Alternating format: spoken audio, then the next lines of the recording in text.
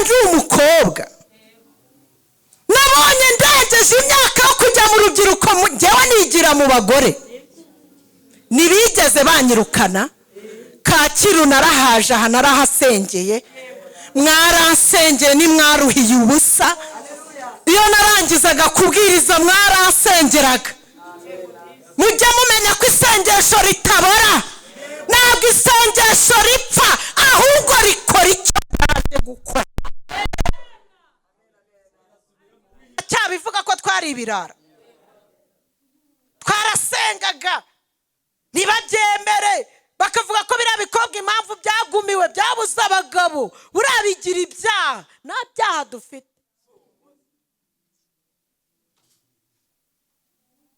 wanavuga uti reka njyane umuhamagaro wanjye njye guteka mu gikoni, bakavuga bati bigirinda shawe, buriya kijyanye mu gikoni kugira ngo kijye kibona uko kirya.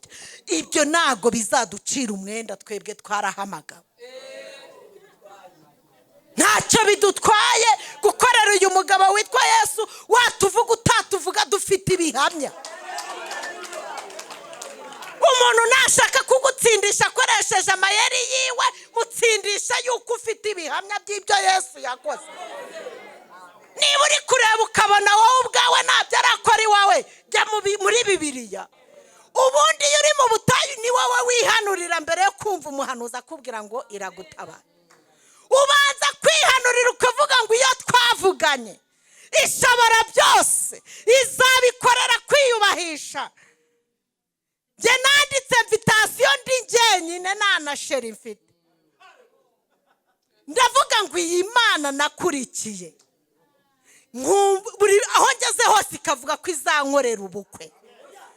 Irabivuga kuko irindi jambo yavuze ikaririndana na nyirari, izabukora. Irembo Ryera TV, Irembo Ryera TV. Wanjye nuwo no kugukurikira no gukomeza iyo nzira nkuko wayimenyesheje. Mu gihe hagize icyaza kikanesha inzira yawe cyangwa kikandemerera muri urwo rugendo, uzaza uca uwo mugozi, uzaba ubashye umutima. Nezezwa no kubohorwa nkabona iki uko ngukorera. Haleluya.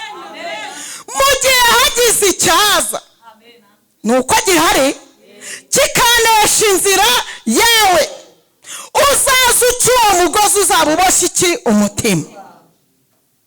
Nezezwa no kubohorwa nkabona uko ngukorera. Ageze ku gitero cya kane arasenga, aravuga ngo urandinde mwami Yesu, ntunganyiriza imigambi. Niba naniwe urugendo no kunanirwa bijya biza, uzanyibutsa urukundo. Uti ngwino mwana wanjye, hasigaye umwanya muto, kuko uzahozwa ibyo byose ugeze iwanjye mu ijuru. Amen.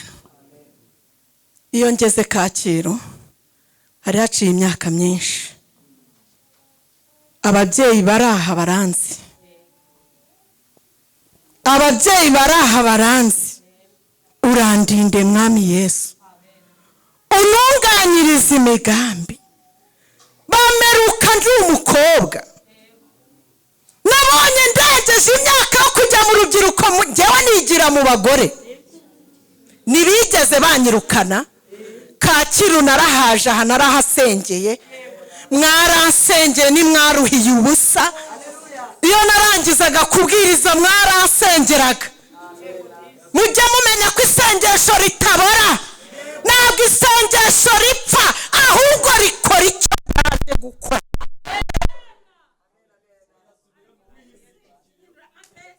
Jewe maze kubona afite imyaka irenze yo kujya mu rubyiruko, ntabwo nagumye mu rugo, nayobotse yo kusengera mu bagore.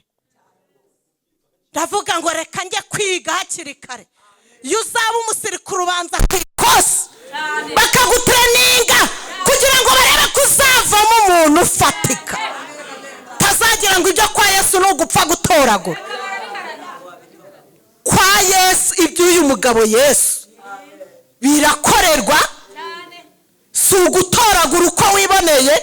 Wajya Nyabugogo ugatoragura ibitunguru bataye ukabicyura iwawe ukabikarangisha, ariko ibyo kwa Yesu birakorerwa. Tazicara ngo uri umukobwa ngo urengeje imyaka 35 ngo ntabwo ugomba kuza mu nzu y'Imana, ngo niyo wirebye ubona byararangiye, ariko mu bagore hari umwanya. Ndashimira abagore ba Kacyiru, ntabwo mwigeze munsubizayo. Ni njyewe wa mukobwa wa undi wari ukuze wazaga nkabicaramo bagatanga ubuhamya mari, mukama n'umwanya nkabwiriza. Ni njyewe Arisa,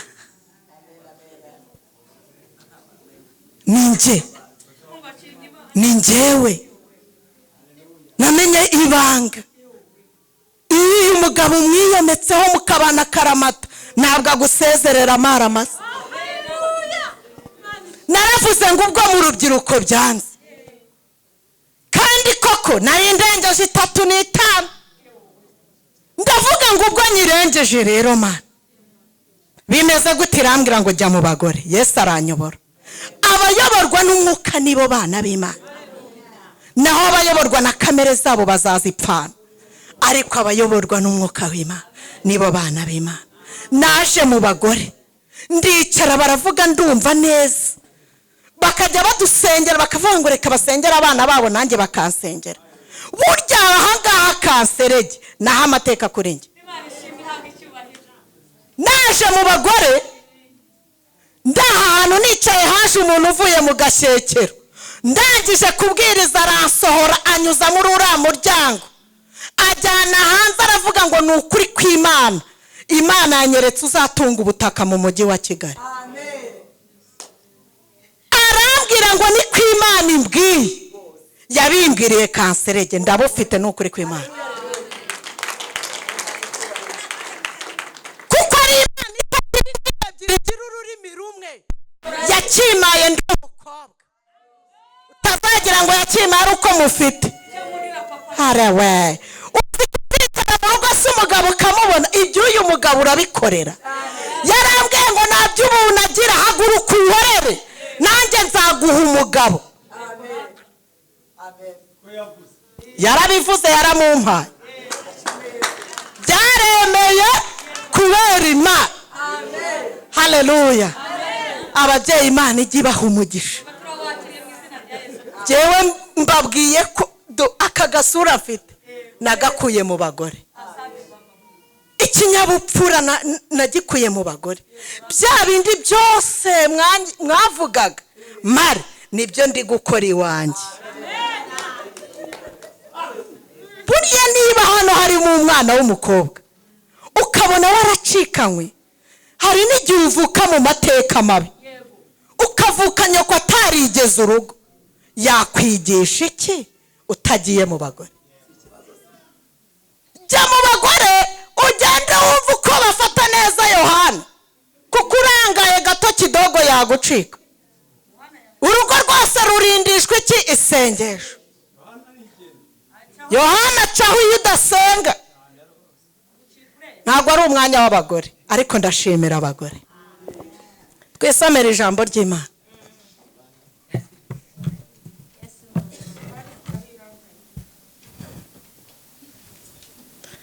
Turasoma urwandiko Pawulo yandikiye Abefeso, ibice 6, umurongo wa 10 kugera kuri 18. Urwandiko Pawulo yandikiye Abefeso, ibice 6 kuva ku murongo wa 10 kugera kuri 18. Hejuru haranditse ngo uburyo bwo gutwara intwaro z'Imana, ibisigaye mukomerere mu mwami no mu mbaraga z'ubushobozi bwe bwinshi.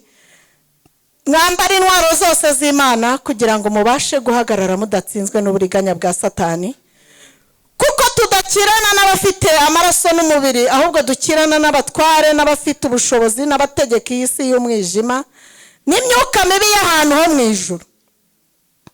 Nuko rero mutware intwaro zose z'Imana kugira ngo mubashe gukomera ku munsi mubi, kandi murangije byose mubashe guhagarara mudatsinzwe. Muhagarare mushikamye, mukenyeye ukuri, mwambaye gukiranuka nk'icyuma gikingira igituza, mukwesa inkweto arizo butumwa bwiza bw'amahoro bubiteguza.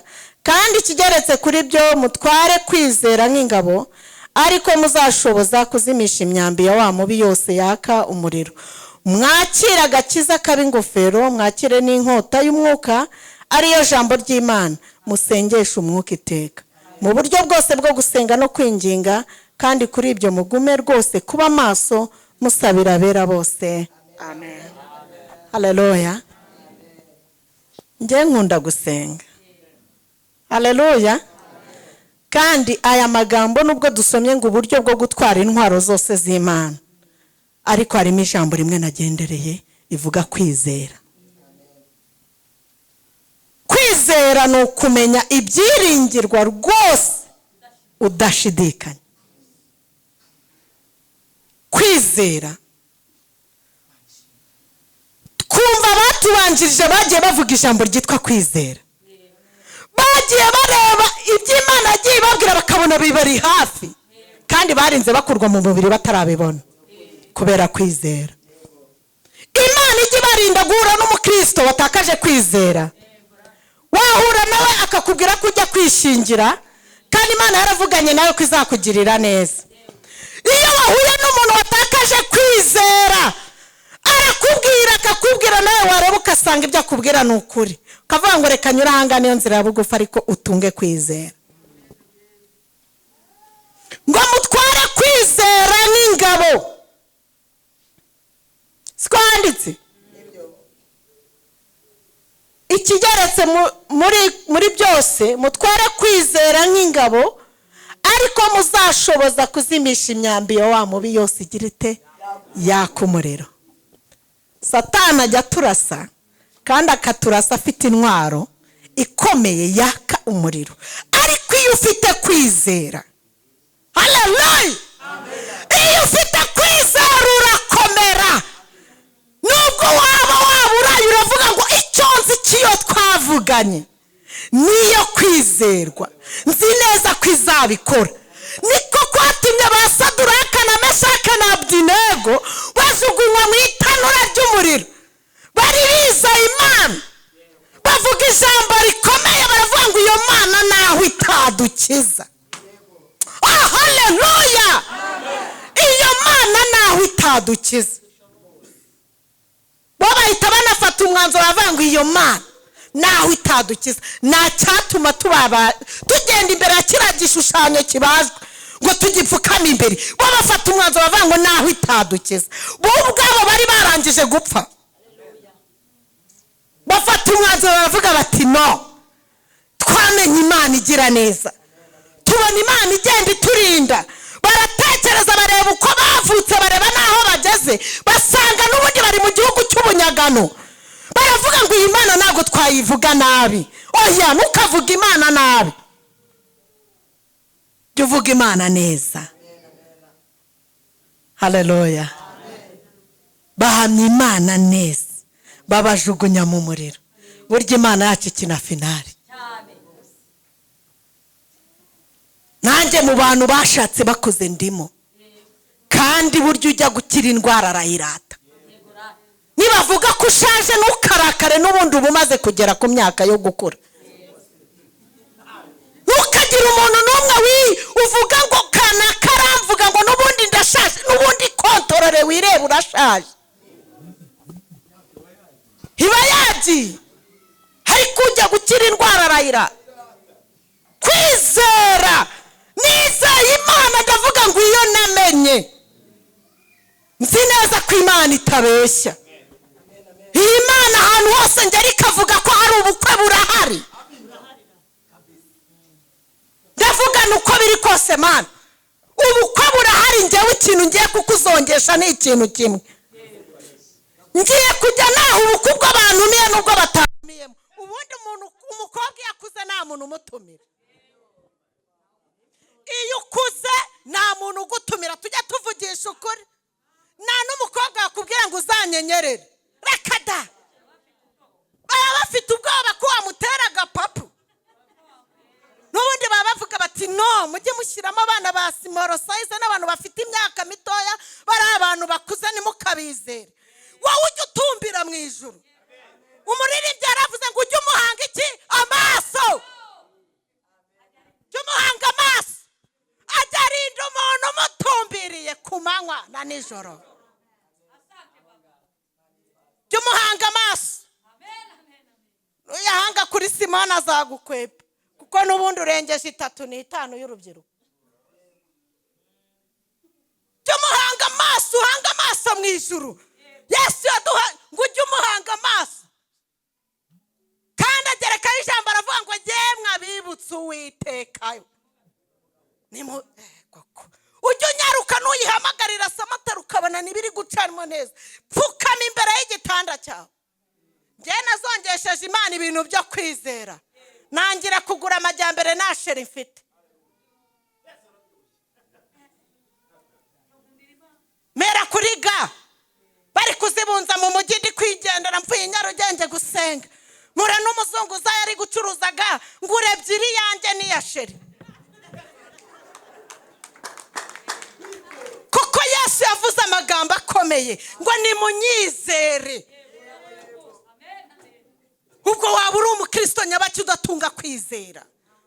Twabonye Imana ikora, tubona Imana ihindura amateka, tubona Imana iduhereza ijambo twari kuzarinda dupfa naryo tubonye. None dore ndi umugore, bikorwa nande se? Ko ni Yesu wabikoze. Kubera kumwizera, wagiye wizera Yesu ukareka kwizera abantu. Wakwandikira nyoko wanyu n'ubundi akakubwira ngo nanjye wanjye naragenda. Wakandikira nyoko Romeo awawe, ariko mwaretse kwiringira abana b'abantu barahinduka. Yesu arashoboye. Iyo ashoboye ibyanjye yashobora ibyawe. Nategereje Imana nihanganye. Imana ishobora ibidashobokera abantu. Buriya Cyprien yajyaga nkomeza na Rachel bakambwira ngo humura Imana izakurengera ari. Nkavuga ni ndabona imyaka yagiye, ndavuga ni nge nzajya naho ubuku ubwo bantumiye n'ubwo batanumiyemo, n'ubundi iyo umuntu ashaje nta n'intwererano nabona. Barangije baravuga ngo ariko kira gikobwa gikunda ubukwe. Nkajya mbwira Yesu ngo rata nubwo nabuze intwererano ariko urebe ko nkunda ubukwe, uzanyihera umugabo. Umuntu yaba azashyingirwa kuwa gatandatu nkagenda nkakubura nkagira gute, nibashaka bavuge ko ndoga, ibyo se bintwaye iki? Nkakubura nkaharura nkafata agasuka, ntago nabura byose amaboko nyafite, narangiza nkigendera nakwinyabya ahantu ngiye kwisengera, kavuga ngo nzagukorera ubukwe. Kavuga ni Imana ishimwe, iranyitegereza isanga nta shyari mfite, nta shyari nta buryarya ngira. Reka ntabwo njyewe ngira ukuri, ngira inshuti nkeya ariko z'umumaro. Niba uzaniye ikintu nguje kukimbwira ndakubwira ni niba uzi kuzajya usubiramo kimbwire ngo uteze amatwi. Ubwo se ibyo ngibyo byamarira iki? Kuza kumbwira ngo Domina ngo yavuze ngo ndashaje, n'ubundi se sinari nshaje. Ibyo ni ibiki? Ahubwo byatumaga amaguruka nkajya gusenga, nkavuga ngo ubwo Domina atangiye kunegura buriya birakaze, ahubwo reka nongera amasengesho mpamagare wa muntu wanjye. Nkagenda ngahamagara Imana ikambwira humura mbirimo. None byaremeye. Wikwihemukira, wikwigirira nabi, Imana iracyakora. Uyu mugabo twakurikiye umuntu, ibi bintu birajya. Iyo byitwayemo neza biremera. Ntabwo ajya yirengagiza umuntu umwiyambashe ku manywa na nijoro.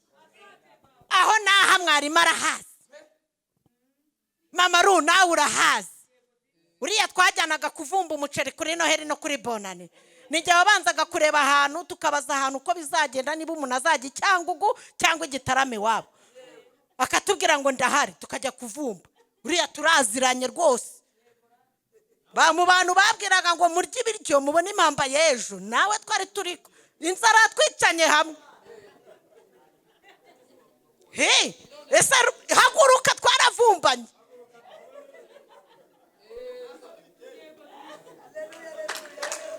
Haleluya. Namubonye ndishima, nimbonye wa muntu. Nuba n'umuntu burya abasinzi baramenyana. Umusinzi iyo yasangiye n'undi urwagwa kiruhura, iyo bahuye mu mujyi basubiramo iby'inzagwa zabo. Ariko natwe Yesu nakora akantu ujye wibutsa mugenzi wawe ngo uribuka Imana yakoze bya bindi.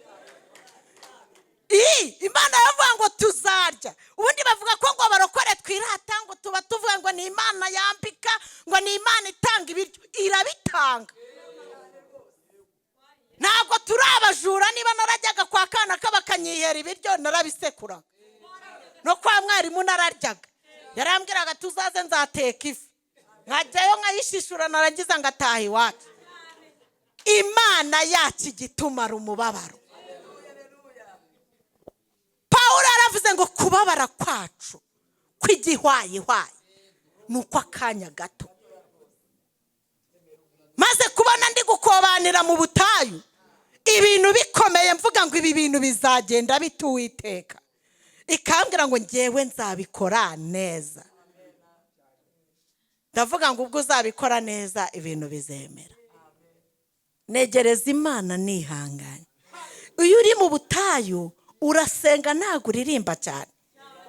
Iyo uri mu butayu wongera amasengesho, kandi ugakumbura kumva amakuru yo mu murwa icyo Imana iri kukuvugaho. Iyo uri mu butayu ujye wegera Imana kuruta kwegera abantu. Ntugakunde kota umuriro w'abandi, ujye wota uwawe. Ubundi iyo uri mu butayu ni wowe wihanurira mbere yo kumva umuhanuzi akubwira ngo iragutabara. Ubanza kwihanurira ukavuga ngo iyo twavuganye ishobora byose izabikorera kwiyubahisha. Jye nanditse invitation ndi njyenyine nta na sheri mfite. Ndavuga ngo iyi Mana nakurikiye, aho ngeze hose ikavuga ko izankorera ubukwe. Irabivuga kuko irindi jambo yavuze ikaririndana na nyirari. Izabukora. None rero reka niyandikira ka invitation. Ndandika ngo umuryango ngashyiraho utudomo, ushakanye na ngashyiraho utudomo. Irangije irabikora. Imana ni inyembaraga. Mbona umuntu wari uri kugurisha ipasi y'umuriro ariko yibunza ngo n'umuzungu wayimuhaye Nyarutarama. Ndavugana ariko ko n'ubundi Imana ivuga ko izankorera ubukwe. Uwagura amajyambere nkayongeranya na yayandi nazaga ebyiri. Iyi pasi sinajya nyiteresha imyenda y'umugabo wanjye, mpitamo 7 nari mbifite. Ipasi ndayifite iwanjye, uzayishaka azaze nyimwereke. Mu majyambere na pakinze nayirimo. Haleluya. Kuko Imana itajya ibeshya, kandi ari Imana ifite imbaraga. Naguze mare 2-3 ndayigura, nyigurira mu Gakinjiro y'ubururu, niyo nabikagamo amajyambere. Fite Supra nkoresha iwanjye. Buryo ugenda mu bakira umenya n'uruzungu. Nanjye ndazigura, ndazibika mu majyambere, uzayishaka azaze nzayimwereka. Nayiguze banza ari 2-5 gutyo hagati aho. Ndayigura ndayibika, narayipa. Burya mu majyambere muri ya modoka yapakiye amajyambere byari birimo. Kwizera ni ukumenya ibyiringirwa udashidikanya. Ntihagire ikikumenera amavuta yawe. Ntihagire ikintu nurebe ngo nuko nta n'igihumbi ufite, nacyo ni cyinshi, cyangwa igiceri cy'ijana. Iyo mwavuganye niyo kwizerwa no kubikora izabikora. Ubwo ureba ukabona nta mwana ufite rikakubwira ngo uzabyara, uhumura uzabyara. Wowe ikintu ugomba gukora, teganyiriza umwana utaramubona. Haleluya. Nushaka ugura umutaka uvuga uti reka nkugure uyu mutaka, ni umwana. Niba uri umugabo Imana igahora ivuga ngo iguhaye imodoka kandi uri no gukodesha, tangira witegure nk'umuntu uzavamo umushoferi w'ejo hazaza. Barabyoroheje kuri YouTube, twiga amategeko y'umuhanda tutagiye mu ishuri. Tangira ugenda urebe niba udafite na taci. Reba wa muntu ugura amamega ya desi, urebe amategeko y'umuhanda umenye ibyapa. Mu bintu na pakinze nashyizemo na kontake natoraguye. Ndavuga ngo iyi Imana inabaye ikama umugabo n'iyi modoka izaza. Narayitoraguye mu nzira kontake ndayigenda niri hariya. Ndavuga ngo uyu muntu yabonye afite imodoka nyinshi, njye niko nabifashe. Nari nigire kwisengera ibateri ku murindi ntoragura kontake.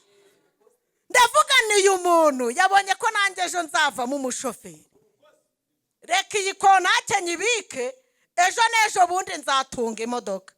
Hari igihe nzaza kanserege nitwaye. Iyo bavuze abatwara imodoka numva ndi umushoferi, kandi sindakora no kuri vora. Natashye nezerewe mvuga ngo Mana, iwacu twatunze ingorofani ariko nge ninjiranyemo kontake. Njyewe ngira kwizera witonde. Narizeye mu mugabo, kuba narizeye ibyo byonyine nabwo ikabikora n'imodoka izaza, kuko nta muntu uyivukana. Ntawe. Niba Imana ikubwira ngo izaguha inzu, tangira ukore pura y'inzu uzabamo. Wivuga ngo nushaka uzama kameze nka tuwarete. Icyo gihe natsengeye uwo mubyeyi akambwira ko Imana impaye ikibanza mu mujyi wa Kigali, njye naravuze ngo nubwo yanyihera akaganza. Arambwira ngo usabye nabi. Ndavuga ngo nako kaganza nako mfite. Imana inyihera 15 kuri 15 kuko kari akaganza. Ariko iyo ngira kwizera kurenzeho nkasaba kinini, yari mu rubanza runini. Nta jambo Imana ivuga ngo rihere. Aya abantu bakubwira yose yakwibagirana. Abantu bagiye baduha promesse, turategereza n'uyu munsi hari ibintu tugitegereje tutarabona. Kandi bagiye batubwira ngo bazaduha. Hari uwambese igitambaro cyo mu mutwe, ntacyo ndabona ariko ubu ndabifite. Cyo gihe twategaga za duburire z'amajipo mu mutwe, ariko kuko Yesu ari umugwaneza, Yesu agira abantu, azana abandi bagenda babigura ruto ruto dutega ibitambaro. Va ku ma promesse y'abantu, ahubwo wumva icyo Yesu akubwira uyu munsi wa none. Yigarurira icyizere, iracyakora.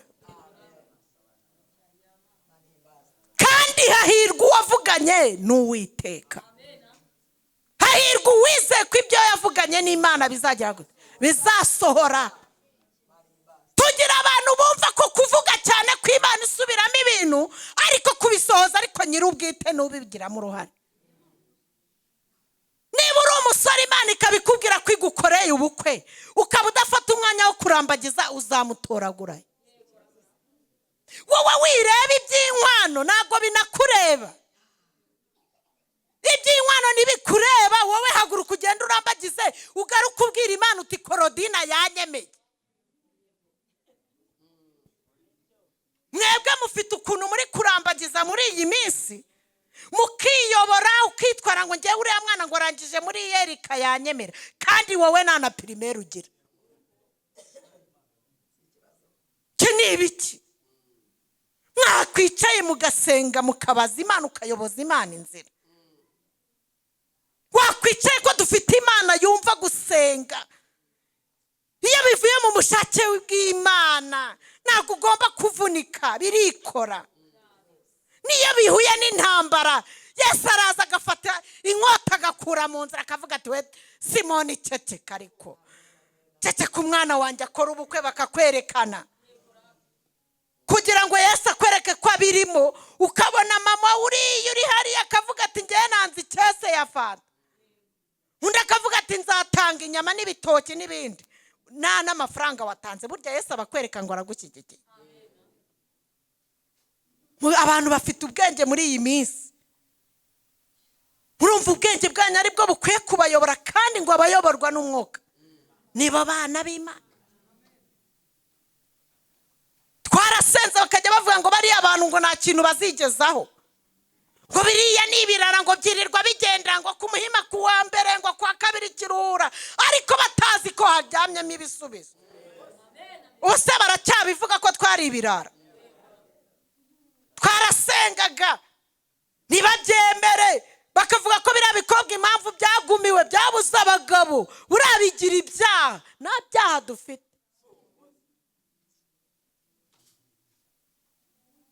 Wanavuga uti reka njyane umuhamagaro wanjye njye guteka mu gikoni, bakavuga bati bigirinda shawe, buriya kijyanye mu gikoni kugira ngo kijye kibona uko kirya.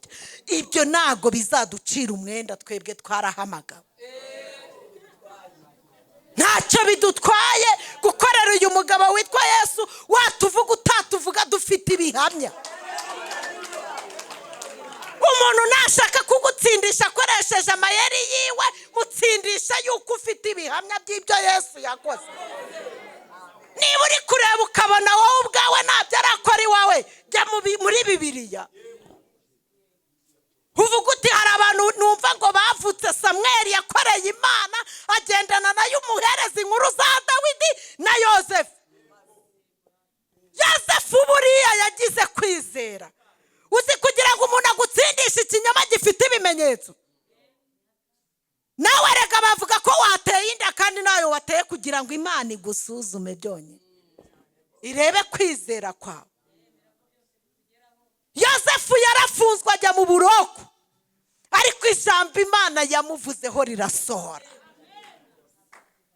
Aragenda aba umuntu ukomeye. Uzi ko Nebukadinezari ari we witegereje mu itanura ry'umuriro, akabona ba Saduraka na Meshake na ba Abedinego batemberamo, akavuga ngo ni ukuri bari abagabo. Aravuga ati ishusho y'uwa kane. Uzi ko burya batuvuga ari nabo baduhanurira. Arahanura Nebukadinezari wari wababwiye ngo ariko iyo Mana iri bubakize amaboko yanjye niyi. Yumvaga ari we muntu ukomeye, ariko aritegereza barebye kidogo, aravuga ngo ndabona ishusho y'uwa kane, irasa n'iy'umwana w'Imana. Imana nibikora ikaguha akazi, Imana nikwimura ikaguha inzu, umuntu nagucaho yaravuze ngo ntacyo uzimarira uyitwaye uzamuhera ifuti. Kandi ntimugasabire abanzi banyu gupfa, mujye mubaturiraho kurama kugira ngo babone imirimo Imana ikora. Umuntu yigeze kumbwira ngo ntago nzamushakana, abimbwira ngiye gusenga, ngiye muri perezidanse y'Imana, ngiye kuvugana nayo. Njye nari mfite audience yo kugerayo, ariko we nayo yari afite. Agerekaho n'ijambo aravuga ngo andusha amafaranga. Nanjye ndavuga ngo nibyo koko urayandusha, ariko njye nkurusha Imana, ikizapeza ikindi nzagikorera. Nifatira agakapu kanjye nari naraguze senyisa ko munuza mu birere hari muri exposition negera kwisengera. Njye nari mfite aho ndi kubitsa, ariko we yari vide. Wakwemera ko mu bukwe bwanjye yarahari? Yarahari, kandi yarambwiye ngo ntago nzamushakana. Arambwira ngo igihe wahereye ukorera Imana yakumariye iki? Uzi ko bazakureba bakabona nta nicyo yaguhaye. Kundi ingwe mfite asura yihereza uriya, urayihereza karigirwa ngo azagutwerere. uriya ryari uko yambitswe na Mariya kandi koko ari na ariko ufite ahantu wabikije ujye ugenda wizeye Imana mwavuganye kandi nubona Imana iri kuvuga ku muntu ujye ugerageza umwaka akanimero mubishyure ubu umuntu utaransabye akanimero naraguguye ndi mu butayu byamugora uyu munsi wa none kubona nimero yanjye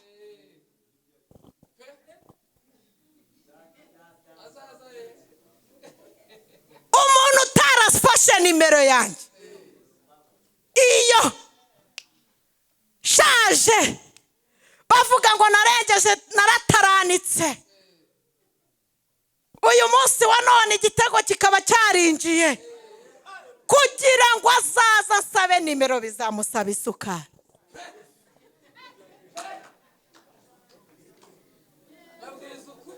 Mwongereza yaravuze ngo busy I am busy